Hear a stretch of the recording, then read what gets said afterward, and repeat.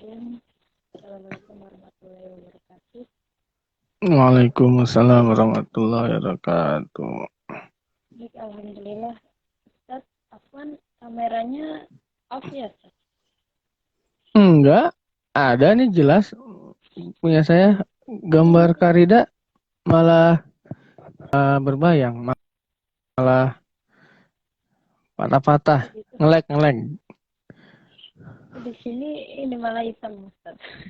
Nggak ada gambar Wah, Farida. kalau hitam mah emang saya dulu emang hitam emang dari sananya hitam. Aduh. Coba saya keluar dulu kali ya. Baik. Udah ada, Ustaz. Udah Udah. loading kayaknya tadi. Ya, alhamdulillah. Baik, kalau gitu langsung didambut aja ya. Oke. Bismillahirrahmanirrahim. Alhamdulillahirrahmanirrahim. Wassalatu wassalamu ala rasulillahil karim. Nabiyina Muhammadin wa ala alihi wa sahbihi wa duriyatihi wa ummatihi ila yaumiddin. Alhamdulillah, teman-teman semua, kita jumpa lagi di BBS segmen Bincang-Bincang Subuh. Insya Allah bareng Rida dan narasumber kita Ustaz Agus Tiar Akbar. Pagi ini kita akan bahas tema mengenai menggapai surga dengan cara mencintai Rasulullah Shallallahu Alaihi Wasallam. Nah, Alhamdulillah sudah bergabung juga bersama kita semua Ustaz Tiar. Assalamualaikum Ustaz. Waalaikumsalam warahmatullahi wabarakatuh. Nah, sehat Ustaz? Alhamdulillah sehat. Karida keluarga gimana sehat? Alhamdulillah sehat Ustaz. Alhamdulillah. Nah, ini juga gambarnya agak terputus-putus. Maaf, tapi nggak apa-apa Ustaz. Suara Rida jelas Ustaz. Suaranya cukup jelas walau agak kresek-kresek ya. Oh gitu, baik. Tapi kalau suara Ustaz sih alhamdulillah jelas banget. Alhamdulillah. Baik, silahkan Ustaz bisa dimulai. Oke, taib. Bismillahirrahmanirrahim. Alhamdulillah. Alhamdulillahi rabbil alamin. Wassalatu wassalam ala nabiyyina Muhammad wa ala alihi wa ashabihi wa man tabi'ahum bi ihsani ila yaumiddin. Amma ba'd. Alhamdulillah kita berjumpa kembali ya di segmen yang berbeda dan di segmen yang sama. Segmen yang berbeda mungkin yang ngikutin tadi malam, wah dia lagi kata. Di segmen yang berbeda. Dan di segmen yang sama bagi yang mengikuti BBS ya, bincang-bincang santai subuh di setiap hari Sabtu dan Ahad kita memang setiap Sabtu Ahad itu mengadakan live ya dengan narasumber yang berbeda sebenarnya, dengan narasumber yang berbeda ya terkadang juga dengan saya juga gitu. Ini alhamdulillah kita ketemu lagi ya, mudah-mudahan ini adalah isyarat bagi kita bahwasanya kita kelak akan dipertemukan di surganya Allah. Amin ya Rabbil Alamin. Taib. Tema kita kali ini juga termasuk tema yang dipending ya. Sebenarnya harusnya kita bahas pekan lalu. Jadi kalau teman-teman mengikuti yang malam Ahad tadi, itu juga tema yang pekan lalu. Dan ini berbarengan dengan tema ini. Dan juga di hari yang sama. Kalau pekan lalu itu sama-sama dari Sabtu kalau tidak salah ya. Apa enggak begini juga ya? Sabtu dan Ahad ya. Harusnya ini juga Ahad pagi. Yaitu menggapai surga dengan mencintai Rasulullah Shallallahu Alaihi Wasallam. Nah, sebenarnya ini bisa dibilang reaksi atau momen saat sedang hangat-hangatnya waktu itu kasus yang di Prancis ya. Kita sempat ramai kan kasus yang di Prancis yang dari mulai penghinaan, pembunuhan dan sampai berujung kepada pemboikotan secara massal. Sebenarnya kita di sini tidak ingin mengupas tentang apa yang sedang terjadi di Prancis secara spesifik sebenarnya, ya, karena oke lah itu ada beberapa hal yang bisa kita kupas dan tadi juga pernah kita kupas tentang bahwasanya orang-orang yang mencintai Rasulullah dan yang membenci bahkan menghujat Rasul itu bukan hari ini saja. Dan itu sudah terjadi sejak zaman dulu kala. Waktu itu kita bahas sempat kalau tidak salah bersama Ustadz siapa? Nah, Ustadz Triswara ya, kalau tidak salah. Sempat kita bahas bersama Ustadz Triswara dan memang dari sejak zaman dulu Rasulullah itu sudah ada pembencinya, hatersnya sudah ada. Jadi kalau misalkan saat itu sudah ada IG gitu ya, atau sudah ada medsos yang lain, ya, sudah kelihatan tuh haters-hatersnya Rasulullah itu siapa aja gitu. Dan kelakuan-kelakuannya juga udah bisa ketebak ya, tidak tak ubahnya lah seperti haters yang sekarang, tapi bahkan di saat itu mah lebih lebih lebih parah lagi. Pernah suatu ketika Rasulullah itu bahkan bukan ditodong ya, di ditodong kan pedang, bukan saja pisau, pedang ke Rasulullah oleh seorang laki-laki. Kemudian ditanya, siapa yang akan menolongmu? Rasulullah hanya bilang, Allah yang akan menolong saya. Seketika pedangnya jatuh dan sahabat tersebut akhirnya masuk Islam. Jadi kalau hanya sekedar hate speech saja nggak asing gitu, sebenarnya nggak asing. Bahkan pernah Rasulullah itu ada seorang Yahudi yang setiap kali Rasulullah lewat itu selalu diludahin. Bayangin aja gimana sih kita kalau ada kalau orang kita lewat, sampai kita lewat, kemudian orang itu meludahi kita. Jangan kan berkali-kali, sekali aja kayaknya udah ditampol balik tuh orang gitu kan. Songong banget lo setengah, ke bahasa Bekasinya kan ngeludahin gua gitu. Tapi kemudian oleh Rasulullah dibiarkan saja sampai kemudian justru yang menariknya adalah ketika orang itu tidak ada, Rasulullah malah bertanya, kemana orang ini? Oh ternyata sakit. Sakit, orang itu sakit. Kita kalau ada orang ngeludahin kita jangan berkali-kali, sekali aja. Terus tahu-tahu kita denger dia sakit, mampus lo ya. Kualat sama gua rasanya bisa begitu kan? Tapi apa yang dilakukan oleh Rasulullah? Kemudian Rasulullah itu mendatangi rumahnya, menjenguknya, dan mendoakan kesembuhannya. Allahu Akbar. Itulah mulianya Rasulullah dan akhirnya Allah izinkan orang tersebut masuk Islam. Jadi kalau sekedar haters gitu, receh lah sebenarnya. Receh gitu. Karena Rasulullah SAW sendiri mengalami hal yang jauh lebih dahsyat. Saking dahsyatnya. Ini hatersnya Rasulullah nih Karida ya. Saking dahsyatnya Jibril sampai turun. Jadi wajar sebenarnya kalau kita itu berang geram dengan orang-orang yang secara terang-terangan menampakkan permusuhannya kepada Rasulullah SAW, menghinanya terang-terang, itu wajar. Betapa tidak, Jibril turun gara-gara saking berangnya terhadap hatersnya Rasulullah. Coba Jibril turun, bilang apa kata Rasulullah? Ya Rasulullah, kalau engkau mau, akan kubalikan negeri mereka. Itu gara-gara Rasulullah itu setiap datang tuh ditimpukin, ada bullying, bukan saja hate speech, bahkan sudah kepada fisik bullying. Kalau tidak salah itu orang-orang Taif ya, kalau tidak salah. Ada dicek ya di tarikhnya, di sirahnya.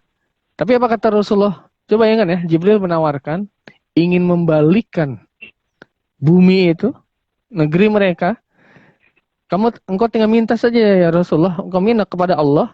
Karena Jibril tahu Rasulullah kalau sudah berdoa, Allah pasti akan melakukan apapun. Dan kalau udah ngomong engkau berdoa sama Allah, ya Allah balikkan negeri ini. Allah tinggal turunkan titah kepada Jibril, dibalikan. Tapi apa tidak yang terjadi? Kata Rasulullah, semoga aku berharap semoga Allah mengampuni mereka. Rasulullah mendoakan ampunan untuk mereka. Ya salah. Yang seperti itu zaman sekarang, gimana coba kira-kira itu ya? Tapi betapa mulianya Rasulullah SAW. Ya, pada akhirnya dengan izin Allah tentu saja Bani tersebut ya satu kalau menjadi pembela Rasulullah terdepan. Itu Rasulullah. Karena sosial masih bisa diakses ya? Ya, bisa Ustaz. Oke. Nah, itu hanya sekelumit saja. Hanya sekelumit dari kelakuan-kelakuan hatersnya Rasulullah tuh begitu. Nah, di samping itu, ini juga sudah sunatullah. Kita juga tidak bisa pungkiri ya. Ada kanan, ada kiri, atas, bawah, timur, barat. Maka ada yang mencintai, ada yang membenci. Ya, walaupun saya suka memplesetkan yang benci itu sebenarnya hakikatnya adalah benar-benar cinta. Benci sama cinta kan beda tipis, ya nggak sih? Kenapa saya katakan beda tipis? Sama-sama keingetan, sama-sama diingat, sama-sama diperhatiin. Coba kan kalau kita mencintai seseorang ya keingetan aja. Kalau kita benci seseorang sama juga kan keingetan aja. Dan sama-sama ada di hati kan? Kita mencintai seseorang itu adanya di hati. Kalau membenci seseorang di hati juga. Tipis bedanya. Hanya sekedar beda aplikasi saja lah dan sudut pandang. Ya. Tapi sekarang coba kita lihat misalkan orang-orang yang mencintai Rasulullah SAW, Allahu Akbar. Ada fans-fansnya Rasulullah itu juga banyak, bahkan bisa dikatakan lebih banyak daripada hatersnya. Contoh yang di Goa Hiro itu siapa? Yang bersama Rasulullah SAW? Abu Bakar ya? Abu Bakar As-Siddiq. Masya Allah, Abu Bakar Siddiq ya, radhiyallahu anhu. Betapa tidak mencintai Rasulullah Abu Bakar ya ketika di Goa Hiro itu sampai membiarkan dirinya terluka digigit binatang ya, waktu itu entah kalajengking atau binatang yang di gua itu sampai luka, dan itu perih karena beracun juga, hanya untuk agar Rasulullah itu tidak terluka. Biarlah kasarnya saya yang digigit binatang ini, disengat binatang ini, asalkan jangan engkau ya Rasulullah. Coba betapa tidak sahabat itu mencintai Rasulullah. Bahkan ada kisah sahabat ya yang menagih, yang tiba-tiba secara umum bukan berkoar ya, mengatakan kalau saat itu Rasulullah itu sedang sakit, kebayang ya, sedang sakit, terus dalam forum di mimbar, kemudian ada sahabat yang menagih janji hutang kepada Rasulullah. Jadi waktu itu Rasul bercanda pakai cambuk, dia kena cambuk waktu itu, kecambuk tidak sengaja. Nah, kalau tidak salah, waktu itu juga dia tidak mengenakan pakaian, masih menjadi budak kalau tidak salah. Akhirnya setelah masuk Islam terus ditagih, dianggapnya itu hutang. Terus apa yang kau inginkan? Kata Rasulullah, aku ingin membalasnya dengan balasan setimpal. Terus maksudnya kalau gua dicambuk, lo juga dicambuk dong. Nah, gitu maksud sahabat. Itu yang mendengarnya murka. Aisyah, Aisyah atau Fatimah kalau tidak salah itu sampai menangis mendengarnya di momen itu. Ya karena Rasulullah sudah payah itu sudah sedang sakit, sudah cukup parah. Dan yang lebih parah lagi, ya sahabat tadi bilang, karena saya waktu itu tidak mengenakan baju, kalau tidak salah, karena masih jadi seorang budak. Terus kemudian, ya engkau juga harus nggak pakai baju dong. Coba ingin aja, di depan menuntut Rasulullah untuk dicambuk di depan para sahabatnya. Kemudian minta Rasul buka baju supaya bisa dicambuk badannya. Ketika Rasulullah mengangkat, kebayang nih, Rasulullah mengangkat pakaian ya, tidak dibuka semua, mengangkat gitu, maksudnya biar badannya kelihatan, sampai disebutkan kelihatan disebut putihnya Rasulullah ya, bagus badannya, kulitnya. Apa yang terjadi Karida? Sahabat tersebut memeluknya dengan erat. Allah, kulit inilah yang aku inginkan ya Rasulullah, beradaku di surga, bersamaku di surga. Begitu kata Rasulullah, kata sahabat, ya salam. Saking cintanya sahabat ini kepada Rasulullah, nangis akhirnya semua di situ. Yang tadi kesal jadi pada haru. Dan masih banyak kisah lain yang sahabat itu atau orang-orang yang mencinta Rasulullah. Setidaknya kita dapat lihatlah para syuhada yang gugur di medan jihad, di medan perang. Mereka untuk apa rela mengorbankan dirinya misalkan? Kan satu kan, karena mencintai Rasulullah SAW dan Allah tentunya. Satu, kalau bukan dasar karena cinta, buat apa lagi? Nah, saya menemukan ada. Nah, tadi kenapa? ini Ustaz, kan Ustaz sudah jelaskan ya mengenai salah satu kisah juga bahwa sahabat Nabi itu luar biasa, sahabat Rasul mencintai Rasul. Nah, tadi sempat di depan prolog kita dengar kabar juga kan beberapa waktu yang lalu mengenai Perancis itu, salah satu media di Perancis yang secara tidak langsung bahkan secara langsung ya menghina Rasulullah SAW. Nah ini tema kita pagi ini menggapai surga dengan mencintai Rasulullah. Nah kalau misalnya nih Ustaz Rida ada pertanyaan, itu kan zaman dulu sahabat mencintai Rasul dengan cara seperti itu, artinya ketika di gua Abu Bakar As-Siddiq sahabat Nabi, beliau rela disengat binatang, lalu ada yang ingin memeluk Rasul gitu, cara mencintainya berbagai macam. Nah kalau di kasus yang kemarin ini Ustadz yang baru-baru terjadi, itu kira-kira di era sekarang ini gimana sih Ustadz untuk mencintai Rasul itu? Apakah ketika kita mendengar berita tersebut terus kita marah-marah, atau ada beberapa tindakan yang dilakukan kan seperti boikot, terus kita melakukan pembelaan terhadap Rasul. Nah kalau ada orang yang mengatakan begini, Rasul aja pemaaf gitu, artinya memaafkan, bahkan mendoakan orang-orang yang menyakitinya, terus kenapa kita harus marah-marah gitu? Nah itu gimana menurut Ustaz? Oke, ini pertanyaannya luar biasa ya. Subhanallah, ini pertanyaan of the years lah inilah. Masya Allah. Emang begini Karida. Kita harus memahami ya. Makanya tadi di depan ya ada mukodimah atau ada prolog tentang sifat Rasulullah, kemudian orang yang mencintai Rasul dan membencinya. Ada beberapa aspek atau sudut pandang mengenai hal tersebut. Oke. Pertama, sudut pandang manusiawi. Ya, fitrah manusia. Ya. Kenapa saya katakan sudut pandang fitrah manusia? Sekarang saya tanya, Karida. Siapa orang yang paling dekat sekarang ini, yang nyata ya, yang Karida paling cintai siapa?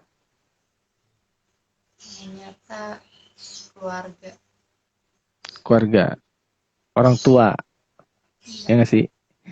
Nah, ketika misalkan jelas-jelas di depan Karida, orang tua Karida itu terancam atau dihina, dicaci, dimaki, dan Karida mempunyai kemampuan, ya sekali lagi ya, mempunyai kemampuan untuk mengkonternya atau melawannya. Apa yang akan Karida lakukan? Atau misalkan Karida ngeliat ada tiba-tiba nauzubillah min zalik, orang tuanya ibu atau misalkan itu ditodong gitu, dirampok. Nah, apa Karida mau diem aja? Atau mau gimana, mendoakan, ya Allah semoga rampoknya kesleo, ya Allah gitu. Atau ingat nggak ada kasus, gitulah, ya Allah.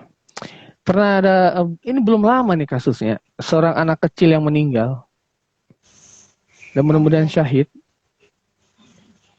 Tahu kenapa kasusnya? Dia membela ibunya ketika ada perampok kalau tidak salah ya. Itu dilawan anak SD. Dan dia rela mengorbankan nyawanya. Dilawan itu ya karena jauh kalah, yang satu orang dewasa, satu anak SD akhirnya meninggal. Wah itu trending. Ngebela ibunya. Terus anak itu salah gitu. Konyol gitu. Juga kita bisa bilang ibunya juga bisa ngebela sendiri.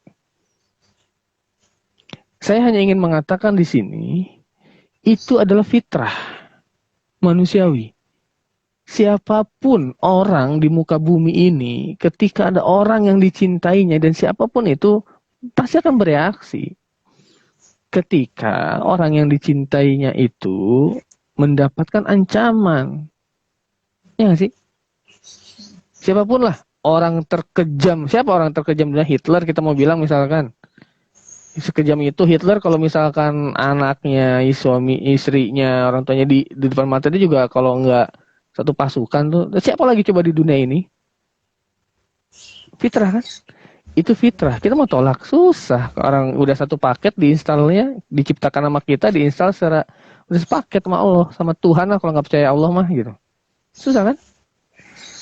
Ini itu fitrah. Jadi kalau dalam sisi ini ada hal yang kita tidak bisa pisahkan. Ya, fitrah. Makanya saya katakan itu adalah basic instinct. Basic instinct itu antara manusia dengan hewan sama. Silakan. Kalau yang sorry to say misalkan ada yang tidak sepakat, ya kita buktikan saja, kita bicara fakta. Basic instinct apa yang berbeda antara hewan sama manusia? Basic instinct loh ya, saya katakan. Tape. Yang kedua nih Karida, kita harus memahami adanya zuruf. Zuruf itu adanya sikon, situasi dan kondisi. Oke. Antara zaman Rasulullah SAW, tabi'in, tabi'in, zaman kekhalifahan misalkan, puncak kejayaan Islam sampai zaman kita hari ini, apakah semuanya adalah zaman yang sama? Apakah semuanya dengan situasi yang sama? Karakter orang-orang yang sama?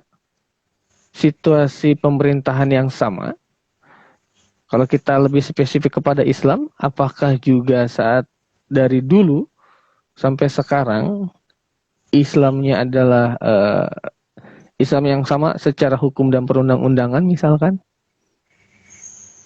Sama atau berbeda menurut Karida? Beda. Yang paling jelas kalau kita bicara sistem, dulu nggak ada paspor. Sekarang ada paspor kan? Nah, dulu kalau saya suka bilang teman saya orang Mesir, susah kita sekarang katanya hari ini. Dulu antara negara Islam atau daerah Islam masuk aja. Sekarang sama-sama negara Islam mah susah pakai paspor. Penjagaan juga ketat. Ya nggak? Bayang ya?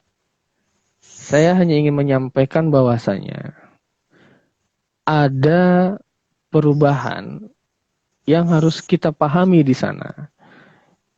Karena setiap zaman itu mempunyai perlakuan yang berbeda dan sudut pandang yang berbeda. Sekarang misalkan kasus itu terjadi sekarang. Memang benar. Ada satu ini juga sempat jadi ada orang yang membela Rasulullah. Ini ketika perdebatan di medsos itu ya, ketika banyak itu namanya di medsos ya apa aja tumpah kan. Ya, di antaranya yang saya lihat adalah ketika ada yang mengutip kisah itu demi membela Rasulullah itu ada yang sampai menghunuskan pedang, ada yang sampai menceraikan pasangannya gitu karena itu menghina Rasulullah gitu. Ya tadi dari sisi fakta tidak bisa dipungkiri kan itu fakta dan tidak bisa disalahkan dan tidak bisa dibenarkan secara mutlak juga. Nah, sekarang saya hanya menggarisbawahi kita harus smart dan bijak. Dalam menyikapi sesuatu itu harus utuh, smart dan bijak. Nah, kalau pertanyaannya di sekarang jelas Rasulullah itu dihina, oke, dicaci, dimaki, habis-habisan lah, seperti yang dilakukan oleh Perancis. Ya, lakukan apa yang bisa kita lakukan. Setiap orang mempunyai hal yang berbeda kan. Kalau misalkan dia seorang pemimpin dunia misalkan, idealnya adalah ya lakukan selayaknya dia seorang pemimpin dunia atau seorang pemimpin negeri. Ya, kalau memang dia seorang muslim yang mencintai Rasulullah. Kalau dia seorang ahli ilmi misalkan, lakukan sesuai dengan kapasitasnya. Dia seorang ahli ilmi. Kalau misalkan dia seorang ulama misalkan, lakukan sesuai kapasitasnya. Misalkan seperti MUI sudah mengeluarkan lembaga fatwa gitu ya, kemarin boikot. Nanti kita nyambung bagaimana hukum boikot misalkan. Tapi maksud saya adalah kita bisa lakukan sesuai dengan kapasitas diri tanpa harus memaksakan. Contoh misalkan kayak kita geram nih, kan kita tidak punya kemampuan, toto ujuk-ujuk datang gitu ke Perancis menasihati orang tersebut atau mendakwahi, nah, susah kan? Susah kemampuan. Ya, ya walaupun menjadi alibi tidak menjadi bukan alibi ya, menjadi penghibur hati lah dalam tanda kutip maksud saya. Lagi-lagi doa. Selemah-lemahnya iman dan kekuatan, walaupun di satu sisi ya doa adalah kekuatan yang sangat utama gitu. Sangat utama. Nah, sekarang kita masuk kepada misalkan bagaimana dengan boykot. Boykot memang khilaf, ada yang membolehkan, ada yang tidak. Tetapi saya menilai ya itu bisa menjadi bagian dari bentuk strategi dan bentuk sebagai upaya bentuk kecintaan kita misalkan kepada Rasulullah SAW. Setidaknya kita tidak, setidaknya ketika mungkin saya berpikir gini, ketika nanti suatu saat jika ada pertanyaan apa buktinya kalau kamu mencintai Rasulullah saat terjadi di pengadilan Allah nanti gitu misalkan, sudah punya hujah lah gitu, sudah punya hujah. Ya saya pernah tidak menikahi orang Perancis karena saya boikot perempuan Perancis misalkan. Ada udah gimana coba. Ya, ini saya kebayang kalau misalkan yang kemarin orang boikot yang pasangannya suaminya orang Perancis, istrinya orang Perancis, mau gimana ya? Masya Allah.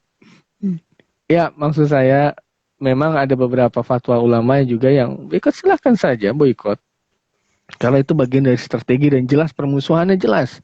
Ya, seperti Prancis, kalau kata saya ya, bukan kata saya. Jadi kalau saya lihat, satu memang sudah mengobarkannya nyata. Ya buktinya bukan saja sebagai individu, tapi juga sudah sebagai lembaga kan. Itu saya terang-terangan. Oleh karena itu diresponnya juga secara kelembagaan oleh negara-negara Timur Tengah terutama. Itu hal yang lumrah lah. Kalau kata saya itu hal yang lumrah. Ada aksi, ada reaksi. Itu akan selalu begitu. Dan memang ada hikmah di balik itu semua. Kalau saya melihatnya demikian. Coba nih, subhanallah. Ingat kasus 11/9 WTC ketika diluluhlantakan? Oke. World Trade Center. Nah, apapun teori di belakangnya, mau konspirasi, mau siapapun, apapun itu, yang jelas adalah semenjak itu maka Islam wajahnya dipersonifikasikan sebagai wajah teroris. Oke? Bukan hanya satu negara, tapi Islamnya. Dan mau tidak mau faktanya, setelah itu sampai hari ini radikalisme dan terorisme itu disematkan kepada Islam. Ya, clear ya. Terlepas di situ ada politik minyak dan yang lain, tetapi Karida, ini qadarullah ya. Saya waktu itu menjawab tulisan seseorang ya, dosen salah satu universitas di Indonesia, dia nulis di Republika. Waktu itu dia bilang agama itu basi lah. Agama itu basi, yang penting itu adalah ekonomi. Nah gitu. Jadi agama itu hanya untuk orang-orang pesakitan. Oke, nah. Ketika saya coba menjawabnya, saya menemukan data justru. Jadi karena yang dia pakai itu adalah orang yang berkemajuan atau negara-negara maju, itu udah nggak butuh agama, kata dia nih. Ternyata saya mendapatkan data, justru pasca 11/9 itu, 11/9 apa 9/11 ya? Saya takut. Sabtu 11 September, berarti 11/9 ya. Itu justru PTC itu ya Ustaz. Iya, betul. Yang di WTC itu justru banyak orang yang berduin-duin masuk Islam. Coba ya, saya ada 2 poin di sini. Satu, saya ingin mengcounter dosen tersebut ya, bahwasanya dia mengatakan negara yang maju itu udah nggak butuh agama. Tapi justru pasca itu banyak orang masuk Islam. Islam agama kan? Masih dibutuhin. Dan itu meningkat grafiknya. Itu penelitian, bukan penelitian Indonesia, maksudnya data itu data dari mereka, data dari Amerika. Nah, yang kedua poinnya, coba ya lihat, ketika Islam coba dipersonifikasikan secara buruk, ya teroris, radikalisme, justru orang-orang Amerika penasaran, orang-orang Barat tuh pada akhirnya penasaran apa sih Islam ini? Ketika mereka cari tahu, dengan izin Allah, mereka mendapatkan pencerahan tersendiri tentang Islam itu. Yang terjadi adalah ada gelombang kan, ada gelombang mereka akhirnya berdiri masuk Islam. Signifikan. Jadi kalau saya ibaratkan, ibarat bola ya, yang dia mau ditekan ke dalam air gitu, semakin ditekan ke dalam, itunya tolakannya semakin kuat. Semakin dilempar semakin kuat ke tembok, kalau bola tenis itu pantulnya semakin kuat. Itu kalau bukan karena skenario Allah susah. Kalau bukan karena skenario susah. Nah, saya juga ingin mengatakan mungkin saja ya, ya pasti Allah punya skenario. Kita tidak tahu hikmah apa yang terjadi, misalkan kasus Prancis kemarin ya. Walaupun jelas zohirnya ingin mengebiri Islam, ingin menjelek-jelekan Islam ya melalui Nabi Muhammad SAW, tapi kan pada akhirnya ya kita lihatlah setidaknya negara Arab yang mau tidak mau kita akui mereka bertikai ya bergabung juga tuh sama-sama memboikot. Nah itu kan juga bagian bergabung. Ya terlepas ini banyak hal, jadi yang banyak kita bisa lihat sebenarnya di sini tuh tidak bisa parsial menentukan A B C, itu nggak bisa. Ada faktor politik, ada faktor geografis, ada faktor sejarah, banyak hal yang harus kita lihat di sini gitu. Ya, tadi saya katakan ya langkahnya itu kita harus bijak gitu ya. Dan sampai ulama Al-Azhar sendiri pun ya mengeluarkan fatwa boikot, dan saya senang dengan pendapatnya Syekh Al-Azhar itu untuk urusan mencintai dan penghinaan terhadap Nabi saya tidak bisa berdiplomasi, jelas, tegas. Mungkin saja ini adalah pantikan atau trigger skenario Allah bahwasanya nanti umat Islam yang sekarang sedang terpecah-pecah ini akan menjadi bersatu kembali. Kita tidak pernah tahu, ya kan? Dan juga kita harus sadari bahwasanya kita berada di menjelang akhir zaman. Semuanya itu akan saling terkoneksi kalau kita ingin melihatnya secara utuh, tidak secara parsial. Jadi pertanyaan besarnya ya kembali ke yang tadi Karida, sebelum ke pertanyaan yang besar tadi, ya kalau saya melihat sih boikot, saya bukan termasuk orang yang nggak boleh begini, karena banyak hal lain yang harus dilihat gitu ya. Dan pertanyaan besarnya, kita adanya posisinya di mana gitu. Apakah yang mendukung mencintai Rasulullah, atau kita apatis, atau kita hatersnya Rasulullah? Nah, kalau apa yang harus kita lakukan? Mungkin pertanyaan besarnya itu. Ya tadi ya kita lakukan sesuai dengan kemampuan kita lah.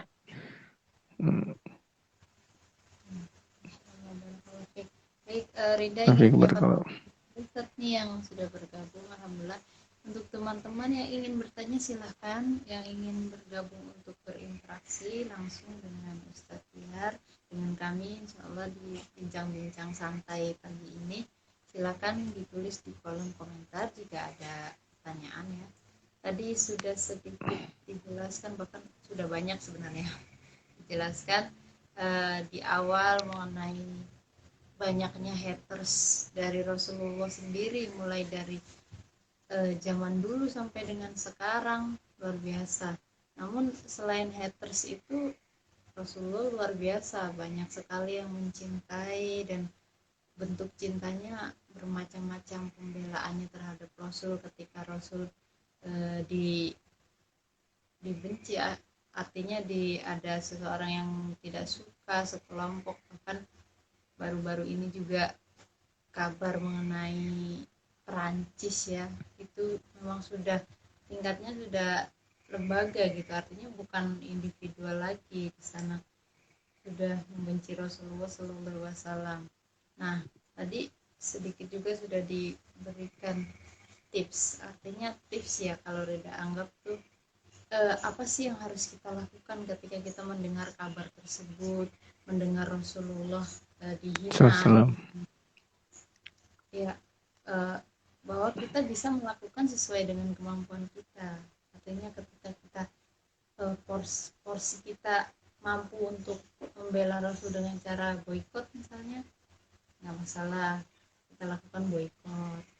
Terus misalnya kita sebagai seorang yang penting, seorang yang mungkin kepala negara atau apa namanya tuh,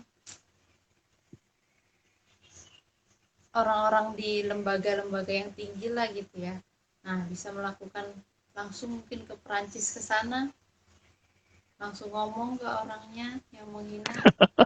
Silakan. Sentil gitu ya, itu nabi gua, gitu. Itu kemampuan gitu. Mm. Tadi barakallahu fi Ustaz, insya Allah. Nah, kira-kira ada lagi Ustaz? Ya, kan ini poinnya ya. Poin tadi karena kita temanya menggapai surga dengan mencintai Rasulullah. Nah, ini poinnya. Tapi sebelum kita membahas dulu, saya ingin menyapa. Ini qadarullah ada cinta saya yang hadir di sini, Karida. Jadi Oh iya. untuk cinta saya, jazakillah khair barakallahu fiik ya. Sudah setia ya, hadir ngikutin di BBS Sabtu Ahad. Nah, ini suka nongkrongin terus nih ke Karida, Masya Allah. Dan terutama udah setia nemenin saya gitu. Ini jadi curhat-curhatan di sini nih. Terima kasih ya. Masya Kasih Allah. Katia, Masya Allah. Sesuai dengan Masya namanya, Allah, barik. setia Masya orang. Allah. Betul. Amin, amin, amin, amin, ya Rob, amin. Taib. Karida, ada satu hadis, nggak panjang hadisnya, pendek hadisnya, itu dikeluarkan oleh Bukhari ya. Jadi ada seorang laki-laki ya, terus bertanya kepada Rasulullah dan tidak sebutkan laki-laki itu siapa, karena sebutkan hanya rojulan. Jadi kalau ada rojulan, laki-laki aja. Kemudian bertanya gini ke Rasulullah, ya Rasulullah, mata sa'ah, kapan datangnya hari kiamat? Coba. Kalau laki-laki datang kucuk-kucuk ya Rasulullah, kapan kiamat? Kata Rasulullah, ma'adat talah, apa yang kau persiapkan untuknya gitu. Jadi lu nanya kiamat, kira-kira bahasa gitu ya. Terus lu udah nyiapin apa aja? Jawaban dia, ma'adatullah min kasiri sholah wala saum wala sedekah. Saya tidak mempersiapkan untuk kiamat itu dari banyak sholat, sedekah atau saum. Maksud laki-laki ini, ya gue sholat biasa aja, wajib, sedekah juga normal, biasa, saum juga normal. Nggak ada yang lebih, wah nyiapin kiamat nih, sholat dibanyakin, saum jadi dibanyakin sering, sampai Daud tiap saat gitu misalkan. Atau sampai sedekah, semuanya sampai dikasih. Itu laki-laki ngomongnya begitu. Saya baca hadis ini pertama, nih orang nanya kiamat tapi santuy banget gitu. Ini gimana sih? Kan kita kalau mikir kiamat berarti kita mikir kematian dong, ya nggak sih? Aduh, mau kiamat nih, gue masuk surga, masuk neraka ya. Aduh, amal ibadah gue gimana kan? Minimal gitulah. Tapi orang itu santai jawabnya. Saya nggak nyiapin apa-apa. Ya. Tapi kemudian orang itu melanjutkan ngomong begini ya, Karida. Walakin nih, wahibullah wa rasulah. Tapi saya mencintai Allah dan Rasulnya. Udah, segitu aja. Kata Rasulullah apa? Anta man ahbabta. Anta ma'aman ahbabta. Engkau bersama orang yang kau cintai. Yes, salam. Jadi orang itu mencintai siapa? Mencintai Allah dan Rasulullah. Berarti orang tersebut bersama siapa? Bersama Allah dan Rasulullah. Coba. Makanya saya di sini, ya Allah Akbar. Saya merenung ya. Saya merenung. Di satu sisi begitu mulia dan sempurnanya Islam. Siapa yang bilang Islam itu syariatnya nyusahin? Makanya saya suka nggak habis pikir. Oke lah, kalau orang yang bukan Islam mengatakan syariat Islam itu nyusahin, mengekang, segala macam, ngerepotin dan lain-lain lah. Tapi kalau ada orang Islam yang ngomong begitu, ya Allah. Coba ya, betapa mudahnya. Bahkan dengan Islam, masuk surga itu menjadi mudah. Ini poin keduanya. Kenapa saya katakan menjadi mudah? Syaratnya hanya satu, Karida. Mencintai Allah dan Rasulnya. Dengan cinta itu, kita bisa masuk. Makanya saya tanya, kunci surga apa? Mencintai Allah. Kunci surga itu adalah la ilaha illallah. Selesai, Karida. Kalau mencintai aja, orang jahiliyah juga ngakunya mencintai Allah. Berdoa kepada Allah. Menghamba kepada Allah. Tapi mereka melalui Lata dan Uzza. Jatuhnya apa? Syirik kan? Jadi mengakui cinta itu harus jelas tata cara mencintainya gimana. Pembuktiannya harus jelas sesuai standarisasi yang Allah inginkan. Makanya kunci surga itu adalah la ilaha illallah Muhammad Rasulullah. Itu adalah prinsip cinta yang nggak bisa diutak-atik dalam Islam. Ya sekarang kalau cuma ngomong-ngomong gue cinta, tapi nggak ada pembuktian, ya bullshit lah. Yang ngomong cinta lah, nonsen Ya, kalau kata saya. pembuktian. Ini Nah, kan kita sebenarnya bahas lagi ya. pembahasan yang lain bisa nih Ustaz. Jadi cinta itu butuh pembuktian. Yo man, ini kayaknya bisa nih. Ini bisa dibawa kemana-mana nih. Bisa dibawa ke rumahku surgaku juga bisa nih.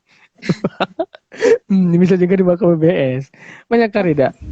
Ini sedikitnya Ustaz tadi mengenai hadis tersebut ya. Yang disebutkan orang tersebut mempersiapkan hari kiamat itu tidak dengan memperbanyak sholat, sedekah, puasa, tapi dengan mencintai Allah dan Rasul. Dan tadi Ustaz juga sebutkan bahwa ternyata masuk surga itu yaitu bisa dengan jalan kita mencintai Rasulullah, kita mencintai Allah. Nah, ini Rida jadi teringat satu kasusnya Ustaz ya. Sedikit kita bahas.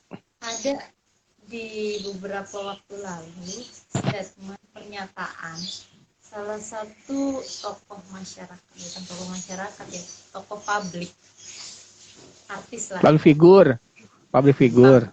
Ya, public figure itu maksudnya. Nah, beliau berkata bahwa masuk surga nggak harus rajin sholat, artinya orang sholat itu belum tentu baik. Nah, itu gimana Ustaz? Aduh, Masya Allah, Allah Akbar, ya. Oke, masuk surga itu belum tentu masuk apa? Tadi masuk surga nggak usah sholat apa? Gimana? Masuk surga? Masuk surga nggak dengan cara sholat terus tuh bisa masuk surga, belum tentu katanya. Maksudnya orang yang sholat belum tentu masuk surga. Ya. Oke, benar, itu benar. Orang yang sholat belum tentu masuk surga, itu benar. Makanya ada dalam sholat apa? Celakalah orang-orang yang sholat. Astagfirullahaladzim. Itu surat apa? Astagfirullahaladzim. Aduh. Nanti tolong diingatkan ya. Kalau ada yang komentar ingat dibaca. Nah, orang yang sholat aja celaka. Ya. Ini emang jelas disebutkan orang yang sholat celaka. Benar, orang yang sholat belum tentu masuk surga, itu benar. Nah, ini yang sholat aja belum tentu masuk surga, apalagi yang nggak sholat. Nah, itu dijelas sudah ketolak. Jadi kalau misalkan orang yang sholat, malaikat masih ke screening. Oke, lo sholat. Oke, dilihat sholatnya, ya kan, oh nilainya sekian. Kalau standarnya ada KKM sholat itu ada 70, wah dia 70 boleh lah. Dia 65 berarti remedial. Ada remedialnya loh sholat. Yang dihisap apa? Sholat kan? Amalan pertama yang dihisap pertama kali, sholat. Coba lihat sholat wajib hambaku. Bolong-bolong nih, ya Allah gimana nih? Oke, remedial pakai sholat sunnahnya ya, tambahin. Nah sekarang coba dicek, ada sholatnya enggak? Enggak ada, ya Allah. Udah langsung lah neraka.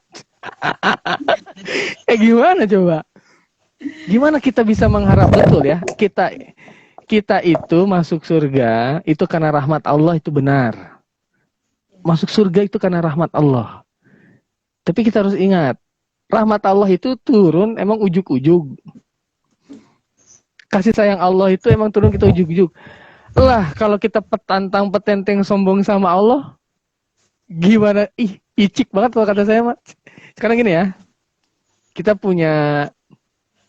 berharap kita itu dikasih sayang atau dicintai sama seseorang, ya. Tapi kita melakukan hal-hal yang orang itu benci. Boro-boro mau disayang. Iya, 4 iya. Atau misalkan kita punya bos. Kita berharap bos itu ngasih bonus ke kita gitu ya. Jangankan gaji biasa lah. Kita petentang-petenteng di depan bos gitu. Lebih ngebos daripada bos misalkan gitu. Boro-boro dapat bonus, yang ada jadi pecat. Oke lah, gini kita cobalah cerdas lah kalau kata saya. cerdas dalam apa namanya, cerdas dalam berperilaku, cerdas dalam berkata-kata, gitu. Cerdas dalam lisan. Benar, itu semua benar. Makanya sholat seperti apa yang diterima sama Allah, kan kita harus ini ya, harus apa namanya, harus akhirnya harus belajar gitu. Oh, berarti sholat yang seperti ini. Ya, terus juga kalau kita bicara tanda cinta tadi ya, ya benar, sekarang kita ngaku-ngaku kita cinta sama Allah. Gue cinta sama lo, gue tuh orang baik, gue cinta sama lo, lo nggak mesti tahu apa yang gue lakuin. Misalkan cinta yang paling konkret sama Allah adalah menjalankan apa yang Allah cintai, kan susah ya. Kita kalau misalkan udah ngaku-ngaku asyhadu alla ilaha illallah asyhadu muhammadar rasulullah, terus kita nggak ngapa-ngapain, sholat enggak, saum enggak, gimana bentuk penghambaan? Sholat itu adalah bentuk penghambaan hambanya terhadap Tuhannya, terhadap Allah. Saya pernah dialog sama ateis. Yang satu orang ateis ini orang Itali, tapi aslinya orang Irak. Dia dosen di salah satu universitas di Kairo. Yang satu lagi temennya orang Amerika, tapi aslinya orang Palestina, tapi dia Nasrani. Jadi yang orang Italinya ini ateis. Dia bilang, nah ini ateisnya setengah nih. Saya nggak percaya agama, kata dia gitu. Tapi saya percaya Tuhan itu ada. Oke, terus ya pokoknya saya nggak percaya agama. Agama bikin susah aja, kata dia. Yang penting saya berbuat baik. Oh, oke. Itu menurut saya masih mending tuh. Dia ngakuin Tuhan. Tapi juga dia bingung Tuhan yang mana yang mau diakuin gitu kan. Nah, sekarang kalau bagi saya juga mengakui Tuhan. Terus saya tanya, pembuktian saya mengakui dan mencintai atau eksistensi Tuhan saya adalah menyembah Tuhan saya dengan cara sholat. Itu adalah penghambaan saya terhadap Tuhan. Sekarang Anda, saya bilang, ngaku Tuhan, gimana cara Anda membuktikan perwujudan Tuhan itu? Ya pokoknya saya mengakui, kata dia. Aduh, kata saya, oke, clear. Ini begitu. Ya kalau dia bilang kata dia untuk jadi orang baik tidak perlu beragama, kata dia begitu.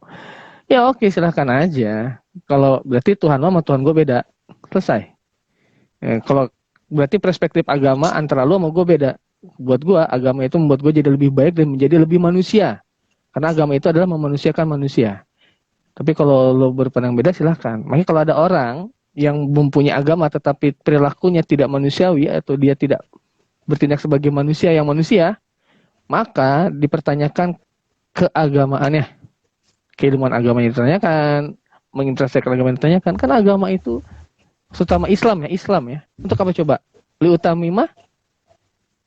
Untuk menyempurnakan apa? Akhlak kan? Akhlak perilaku. Sekarang kalau ada orang ngomong sana ngomong sini nggak usah sholat, petantang petenteng, kelakuan begitu, kelakuan barbar, kelakuan primitif, misalkan ya, orang primitif kan kita aja Flintstone lah. Flintstone gimana sih kelakuan Flintstone, dari mulai misalkan pakaian sampai perilakunya, ya susah dong. Gimana coba mau dianggap yang baik atau beradab gitu? Kita pakai sosial lah, nggak usah pakai timbangan agama, logika aja. Kalau konteksnya Islam lebih enak lagi. Tapi kalau dia bukan Islam, selesai udah obrolan, gak usah dibahas. Tapi kalau dia Islam, ya mudah-mudahan Allah berikan taufik. Allah berikan taufik. Bukan hidayah ya, taufik ya. Kalau hidayah itu adalah orang yang belum Islam, masuk Islam itu hidayah namanya. Oke, tapi taufik itu, kadang kita kalau misalkan pernah ya, malas ibadah, malas sholat, malas baca Quran, malas zikir, aduh malas. Tapi tiba-tiba ada yang udahlah sholat aja, yang memaksa kita, bisik-bisikan kebaikan dalam hati. Nah itu taufik, maka harus diminta. Nah, makanya mudah-mudahan Allah berikan taufik. Kalau dia Islam berarti dia dapat hidayah. Kalau dia belum Islam, mudah-mudahan Allah berikan hidayah dan taufik. Amin. Kepada kita semua tentunya, kita masih butuh doa juga. Syukran Ustaz, alhamdulillah nih cukup lama dan sudah hampir 1 jam nih sebelum diputus Instagram. Ya, kita banyak budi nih. Jumpa lagi di BBS segmen, insya Allah teman-teman semua di segmen-segmen berikutnya ya, ada di bincang-bincang subuh, ada di segmen sekitar kita, segmen wanita luar biasa, juga ada segmen rumahku surgaku di setiap malam Ahad ya. Insya Allah kita akan infokan teman-teman semua. Nah, jangan lupa di follow terus Instagram kami di @lebaharomain156 dan juga saf.management. Alhamdulillah kita juga membuka program konsultasi seputar pernikahan, rumah tangga, dan parenting. Teman-teman semua yang ingin konsultasi bisa langsung menghubungi ke Instagram kami.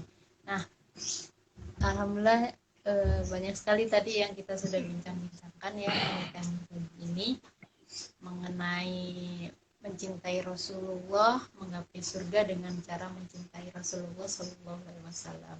Alhamdulillah, syukran jazakallah khair Ustaz, pagi ini sudah Barakallahu fiik. Mudah-mudahan kita semua diberikan perlindungan oleh Allah Subhanahu Wa Taala. Amin. Teman-teman semua untuk berdoa ya, kita doakan negara kita Indonesia, kita doakan teman-teman kita, saudara-saudara kita sesama muslim di luar sana, di negara-negara Eropa, Amerika, khususnya di Palestina juga saudara-saudara kita, mudah-mudahan selalu dalam lindungan Allah. Nah, terakhir kita tutup dengan doa kafaratul majlis. Subhanakallahumma wa bihamdika asyhadu an la ilaha illa anta astaghfiruka wa atubu ilaik.